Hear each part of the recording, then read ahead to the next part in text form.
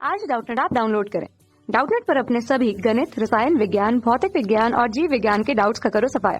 बस प्रश्न की फोटो खींचो, एक ही प्रश्न को क्रॉप करो और तुरंत वीडियो सोल्यूशन पाओ। अभी डाउनलोड करें। हेलो दोस्तों, हमारे पास एक प्रश्न है जिसमें पूछा गया है अपरागामी तरंग में निस्पंद तथा प्रस्पंद क्या होते हैं।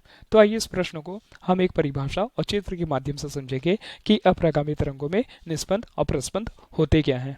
तो जब समान आयाम व समान आवृत्ति की दो प्रगामी तरंगे किसी बद्ध माध्यम में एक ही चाल से एक ही रेखा में परंतु विपरीत दिशाओं में चलती है तो उनके अध्यारोपण से प्राप्त तरंग को अपरागामी तरंग कहते हैं। आइए इस परिभाषा को हम इस चित्र की मदद से समझते हैं। तो मान लेते हैं यह एक n यानी कि यह n और m एक प्रकार का माध्यम है। तो यह पहली तरंग है जो m दिशा की ओर आगे बढ़ रही है,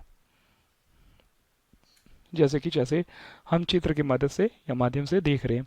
इसी प्रकार मान लेते हैं यही तरंग परावर्तित होकर वापस n माध्यम यानी कि n दिशा की ओर प्रवेश करेगी, या फिर हम ले सकते हैं कि मान लेते हैं यह दूसरी तरंग है जो n दिशा की ओर आगे बढ़ रही है।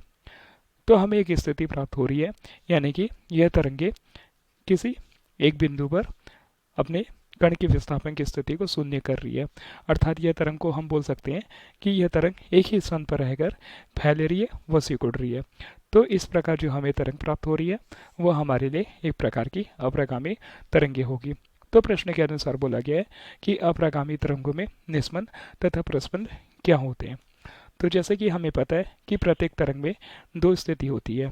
जब तरंग की मूल रेखा से ऊपर की ओर अधिकतम विस्थापन को हम श्रिंग के नाम से जानते हैं, इसी प्रकार तरंग की मूल रेखा संचरण से नीचे की ओर के अधिकतम विस्थापन को हम गर्त के नाम से जानते हैं। तो जहाँ पर श्रिंग और गर्त प्राप्त हो रहे हैं उस स्थिति को हम क्या बोलेंगे?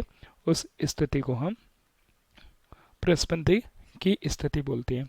इसी प्रकार जहाँ पर कण का आयाम हमें शून्य प्राप्त हो रहा है, जैसे कि इस स्थिति में हमें कण में किसी प्रकार का कोई विस्थापन प्राप्त नहीं हो रहा है, अर्थात आयाम शून्य मिल रहा है।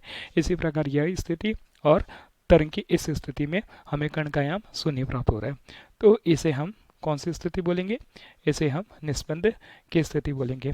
तो हम प्रस्पंद और निस्पंद को लिख सकते हैं कि तो निस्पंद पर हमें अपरागामी तरंग में माध्यम के कुछ बिंदुओं का कंपन आयाम तथा वेग हमें शून्य प्राप्त होता है, जैसे कि हमने चित्र के माध्यम से जाना। इसी प्रकार प्रस्पंद में अपरागामी तरंगों में माध्यम के कुछ बिंदुओं का कंपन आयाम तथा वेग हमें अधिकतम प्राप्त होता है। तो यह हमारे प्रश्न का उत्तर था। धन्यवाद।